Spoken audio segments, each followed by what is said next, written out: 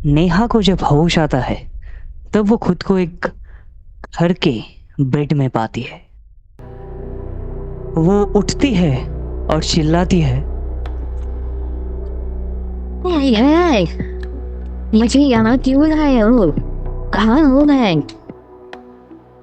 वो सोची थी कि उसका घर का बाहर का दरवाजा बंद होगा, लेकिन सरप्राइजिंगली वो जैसे ही दरवाजा खटखटाने जाती है तभी वो दरवाजा उसकी एक छोटा सा धक्का से ही अपने आप ही खुल जाता है। बाहर अभय खड़ा हुआ था। वो नेहा से कहता है, नेहा डार्लिंग, उठ गए? क्या चाहते हो तुम? सिर्फ तुम और कुछ नहीं। मुझे छोड़ दो अभय। घर में मम्मी मेरा इंतजार कर रही होगी। तो करने दो ना, कुछ देर बाद आंटी को पता चल ही जाएगा कि तुम लापता हो। और वैसे भी इस जगह पे आने का कोई सोच ही नहीं सकता, क्योंकि ये कोई बंद या फिर कोई अबैंडन प्लेस नहीं है। यहाँ रोज काम चलता है। और अभी हम जहाँ है वो है इस जगह का हिडन अंडरग्राउंड बेसमेंट, जो कि ढूंढ निकालना पुलिस की बस की बात तो नहीं है। तो तुम इधर ही रहोगे, बट ट्रस्ट मी, तुम्हें किसी भी चीज का कमी महसूस करने नहीं दूंगा मैं। तुम बस भागने की नाकाम कोशिश मत करना, क्योंकि नहीं तो ना तो तुम किसी बाहर वाले का आवाज सुन पाओगे और ना ही बाहर से कोई तुम्हारा आवाज सुन पाएगा। बहन चाहे जहां भी हो, उसका आवाज हमेशा उसके भाई तक पहुंच ही जाता है। अब तू कौन है मेरे? एक अननोन फिगर नेहा और अभय के सामने खड़ा हुआ था। अभय को ये समझ में नहीं आ रहा था कि वो जो कोई भी हो, इस जगह का लोकेशन उसे कैसे पता चला, और तो और वो अंदर भी आया कैसे, जबकि उसका एक्सेस सिर्फ और सिर्फ अभय के पास था। दूसरी तरफ नेहा कुछ बोलने के लायक नहीं रह गई थी। वो सिर्फ उस अननोन फिगर की तरफ मिक्स्ड इमोशन के साथ देख रही थी। टाइम बीत सकता है, लेकिन एक चेहरा इतना भी बदल नहीं सकता कि उसको पहचान ना जा सके, खासकर जब वो कोई अपने का चेहरा हो। वो अननोन लड़का कोई और नहीं बल्कि नेहा का अपना बड़ा भाई अर्जुन राठौर था, जिसका एक और भी आइडेंटिटी था, फ्लेम होमी। अभय एक चाकू निकालता है और अर्जुन की तरफ बढ़ने लगता है। अर्जुन अभी नेहा के सामने उसका पावर्स यूज नहीं कर सकता था, और यही वजह थी कि वो अभय को सिर्फ अपनी तरफ आते हुए देखते रहता है। जैसे ही अभय अपना चाकू अर्जुन की तरफ बढ़ाता है, वैसे ही नेहा अपने आंखों को अपना हाथों से कवर कर लेती है, क्योंकि वो बहुत ही ज्यादा डर और घबरा गई थी।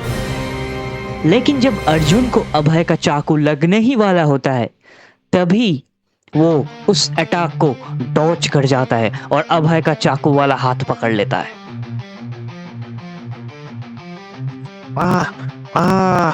छोड़ छोड़ मेरा हाथ, छोड़।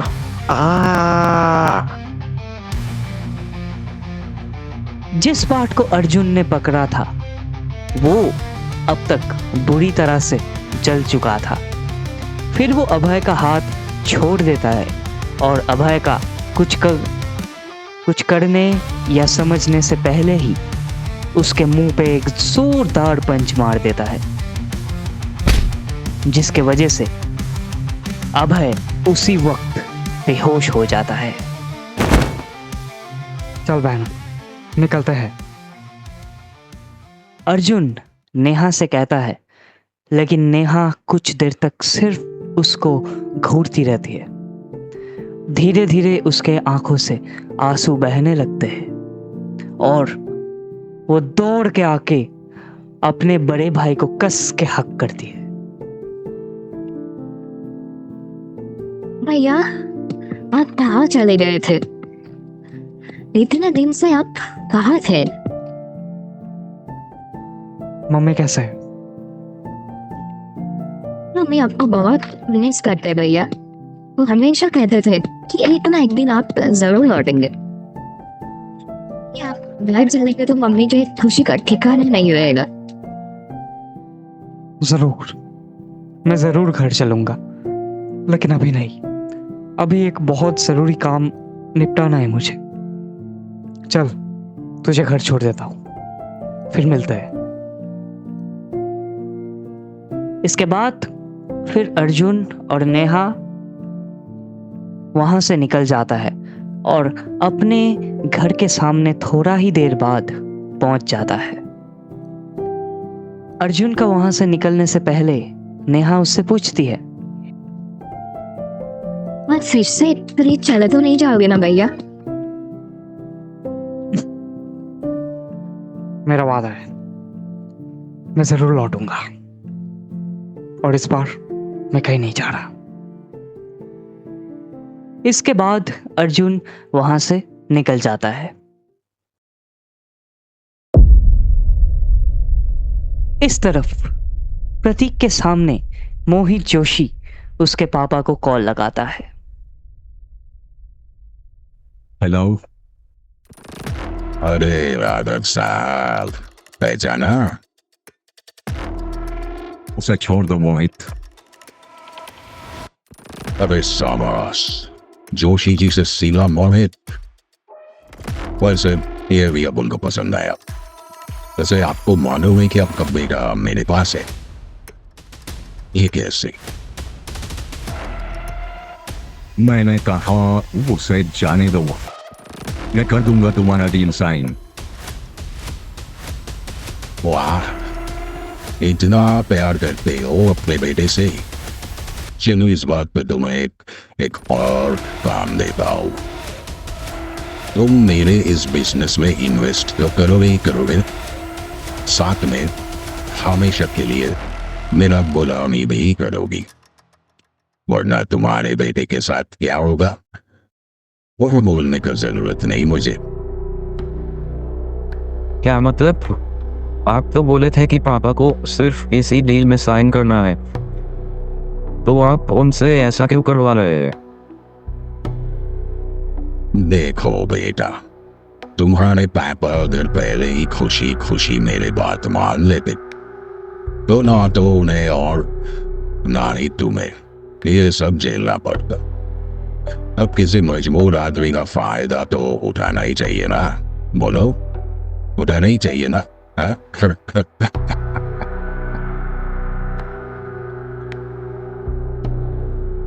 आप ये गलत कर रहे हैं। चलो मान लिया, लेकिन तुम मेरा बिलाड़ी कह लोगे ना?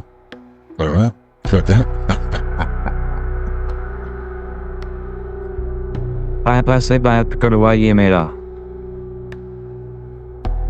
चलो ठीक है, ये बात तो मान ही सकता हूँ। ये लो। फिर मोहित जोशी प्रतीक के कान पे उनका फोन रखते हैं।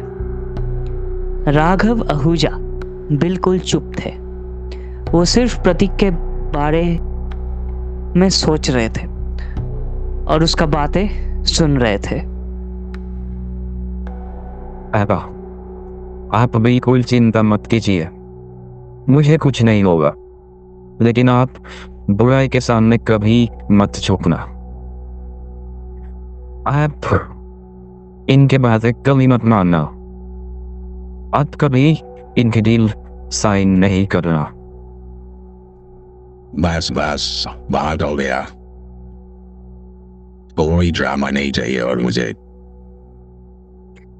मोहित जोशी फोन को वापस ले लेते हैं और मिस्टर आहूजा से कहते हैं, भलाई इसी में है कि तुम जल्दी आके डील साइन कर दो, और याद है ना, बिल्कुल अकेले आना। अगर कोई भी चालाकी करने की कोशिश की तो क्या होगा वो बोलने का जरूरत नहीं है। लोकेशन दिया हुआ है, जल्दी से आ जाओ।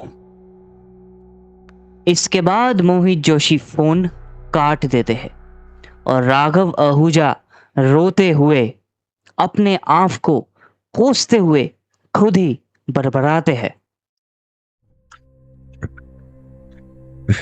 सब कुछ मेरे वजह से हुआ है, लेकिन मैं वादा करता हूँ मैं अपने बेटे को कुछ नहीं होने दूंगा। ये बोल के वो जल्दी से अपना घर से निकल जाते हैं। मिसेस जानवी आहूजा उनसे पूछे थे कि वो कहाँ जा रहे हैं, लेकिन मिस्टर आहूजा हड़बड़ी में बिना कोई जवाब दिए ही वहाँ से निकल जाते हैं। वो अपने गाड़ी निकल के फुल स्पीड से उस जगह की तरफ बढ़ने लगते हैं जहाँ का लोकेशन उन्हें दिया गया था। दूसरी तरफ प्रतीक अब अपना खेल दिखाने वाला था। वो मोहित जोशी से कहता है, जोशी जी, मेरे पापा तो यहाँ आ जाएंगे आपका डील साइन करने, लेकिन आप उनसे साइन करवाने के लायक तो रहेंगे ना? कौन रोकेगा मुझे? हाँ? तुम्हारा सुपरियर रक्कन, वो भी तो यहाँ अंदर मेरी परमिशन के बिना नहीं आ पाएगा।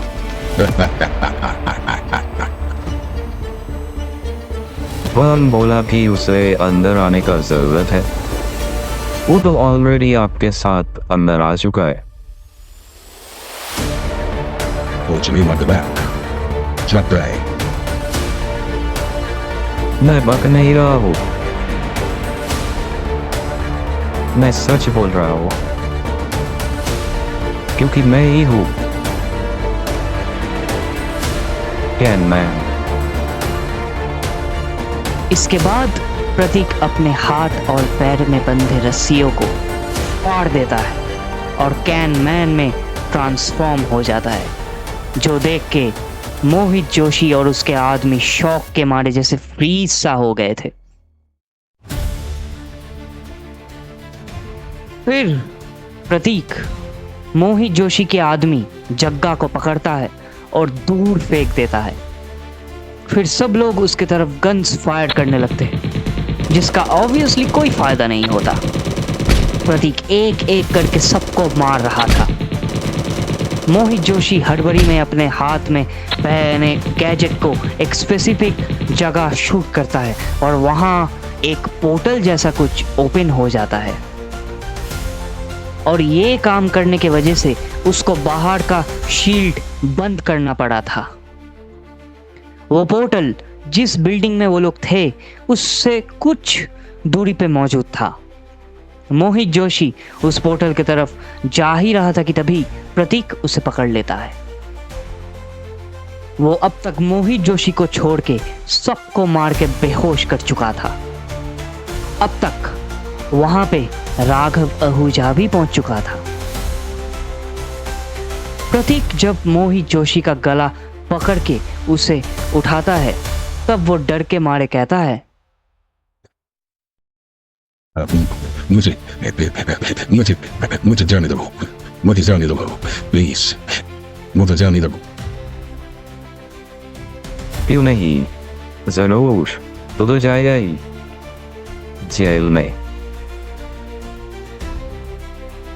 इसके बाद प्रतीक मोहित जोशी का मुंह में एक पंच मार के उसे भी बेहोश कर देता है। राघव आहूजा आके देखते हैं कैन मैन ने सबको मार दिया है, लेकिन उनका बेटा कहीं नजर नहीं आ रहा था। फिर उनके सामने कुछ ऐसा होता है जो देख के वो खुद के आंखों पर भरोसा नहीं कर पा रहे थे। कैन मैन मोहित जोशी को जमीन में लेटा के अपने असली रूप में आता है।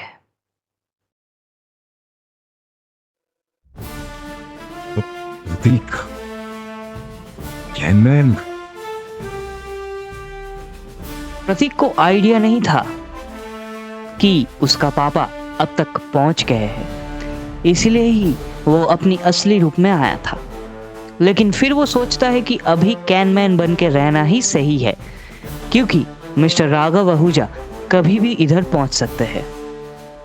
और यही वजह थी कि वो फिर से कैनमैन बन जाता है। लेकिन जो होना था वो ऑलरेडी हो चुका था। मिस्टर राघव आहूजा जान गए थे कि उनका बेटा प्रतीक आहूजा ही कैनमैन है। उसी वक्त मोहित जोशी ने जो पोर्टल ओपन किया था उसमें से एक खतरनाक मॉन्स्टर जैसा दिखने वाला क्रीचर बाहर निकलता। उसका गजराने के वजह से राघव आहूजा बहुत डर जाते हैं, क्योंकि वो उस मॉन्स्टर से बस कुछ ही दूरी में मौजूद थे। वो मॉन्स्टर सबसे पहले राघव आहूजा को ही देखता है और उनके तरफ बढ़ने लगता है। वो उन्हें हिट करने ही वाला था कि एक मेटल का हाथ उसे रोक देता है। कैनमैन राघव आहूजा से कहता है, आप कहीं सेफ जगह पर चले जाइए, इससे मैं अभी संभालता हूँ। राघव आहूजा देखते हैं कि कैनमैन उस मॉन्स्टर को उठा के पटक रहा था। वो बहुत ही ज्यादा इमोशनल हो जाते हैं। उन्हें याद है कि कैसे कैनमैन ने अपने जिंदगी झोंके में डाल के उनका जान बचाया था। और वो कैनमैन कोई और नहीं बल्कि उनका खुद का बेटा है, जिसे बचपन से ही वो लापरवाही से ट्रीट किया आ रहे हैं। कैनमैन और उस मॉन्स्टर का फाइट जारी था। दोनों ही एक दूसरे पे भारी पड़ रहा था। फिर एक टाइम आता है जब वो मॉन्स्टर कैनमैन को एक झापट मारता है और वो ऊंचाई से गिरने लगता है। दरअसल वो प्लेस एक ऐसी जगह पे मौजूद था जो कि बहुत ऊंचाई की तरफ था, बिल्कुल एक माउंटेन वैली जैसा। नहीं राघव आहूजा जोर से चिल्लाते हैं, लेकिन अब उसका कोई फायदा नहीं था। वो मॉन्स्टर अब तक राघव आहूजा के सामने आ गया था। वो उन्हें मारने ही वाला होता है कि तभी कुछ उड़ते आए हुए उस मॉन्स्टर को दूर पुश कर देता है। सरप्राइज। राघव आहूजा देखते हैं कि कैनमैन के पीठ में 2 पंखे आ गया था और वो उड़ पा रहा था। दरअसल ये अभी अभी इन्वेंट हुए प्रतीक का नया पावर था। इसके बाद कुछ देर तक वो मॉन्स्टर और कैनमैन के बीच में खतरनाक फाइट चलता रहता है। कभी ये भारी पड़ रहा था तो कभी वो। फिर प्रतीक को एक आवाज सुनाई देता है, कैनमैन उसे जल्दी इस पोर्टल की तरफ फेंको। वो आवाज किसी और का नहीं बल्कि फ्लेम होमी का था, जिसके हाथ में मोहित जोशी का गैजेट था। दरअसल कैनमैन और उस मॉन्स्टर का फाइट के चलते अर्जुन उस बिल्डिंग के अंदर घुस गया था और उसे वो गैजेट मिल गया था जिससे ये पोर्टल ओपन हुआ था। प्रतीक बिना कुछ सोचे समझे उस मॉन्स्टर को पकड़ता है और जोर से उस पोर्टल की तरफ फेंक देता है। उस मॉन्स्टर के उस पोर्टल के अंदर घुसते ही अर्जुन उस गैजेट के मदद से वो पोर्टल बंद कर देता है। इसके बाद कैनमैन फ्लेम होमी के पास आता है और उससे पूछता है, थैंक्स, लेकिन तुम हो कौन? अब मुझे जानते कैसे हो? और तुम्हारा आवाज भी कहीं सुना लग रहा है। सुना लग रहा है क्योंकि आज सुबह ही तुम ये आवाज सुनाए हो।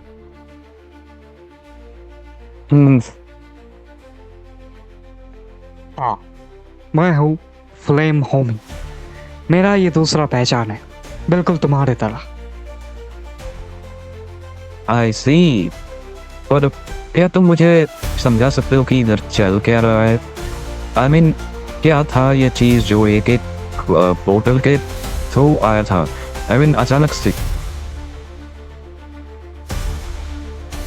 देखो, मुझे पूरा बात तो नहीं मालूम, लेकिन मुझे लग रहा है कि हमारे इस प्लेनेट पे एक बड़ा हमला होने वाला है। बड़ा हमला? हाँ, लेकिन अभी तुम उसका चिंता मत करो। अभी चलो तुम्हारे पापा को घर पहुंचाते हैं, फिर बात करेंगे। हाँ okay, and thanks again. Yup, you welcome. अब चलो। फिर वो दोनों राघव आहूजा को लेकर प्रतीक का घर पहुंचता है। मिस्टर आहूजा अब तक पुलिस को इन्फॉर्म कर चुके थे कि मोहित जोशी और उसके आदमी कहां पर है। उन लोगों का बेहोशी खत्म होने में अभी वक्त था। तब तक पुलिस आके उन्हें ले भी जाएगा। प्रतीक भी अर्जुन का दिया हुआ वो स्मोक उन लोगों पे यूज किया था, उन सब पे, मोहित जोशी पे भी, जिसके वजह से कि प्रतीक ही कैनमैन ही है, वो किसी को याद नहीं रहेगा। मिस्टर आहूजा को सेफली घर पहुंचाने के बाद प्रतीक और अर्जुन अपना नॉर्मल फॉर्म में एक लोनली प्लेस में आता है और फिर वो दोनों एक दूसरे से बात करने लगता है। तो तुम कह रहे थे कि एक बहुत बड़ा हमला होने वाला है इस प्लेनेट में। हाँ, मुझे बस लगता है। क्या ये मॉन्स्टर उससे जुड़ा हुआ हो सकता है? मैं भी, लेकिन जो भी हो, हम सबके लिए तैयार रहेंगे। हाँ वो तो रहेंगे ही, आखिरकार हम सुपर हीरोज जो है। Yup, you're right। By the way, अब तुम मुझे प्लीज बताओ कि तुम एग्जैक्टली हो कौन? और नेहा? प्रतीक अपना बात खत्म करने से पहले ही रुक जाता है। उसका रुकने का रीजन था आसमान में आने वाला स्पेसशिप्स। वो थे तो कम, लेकिन दिखने में बहुत ज्यादा खतरनाक थे। उनका कलर मधुमक्खियों जैसा येलो और ब्लैक था। हमला होगा मुझे लगा था, लेकिन इतना जल्दी तो मैंने भी नहीं सोचा था। हाँ वो लोग तुम्हारा बात सुन के जल्दी आ गए। वैसा ही कुछ लगता है। अब चलो जल्दी देखते हैं कि वो क्या है। हाँ चलो। फिर वो दोनों उन स्पेसशिप की तरफ बढ़ने लगता है।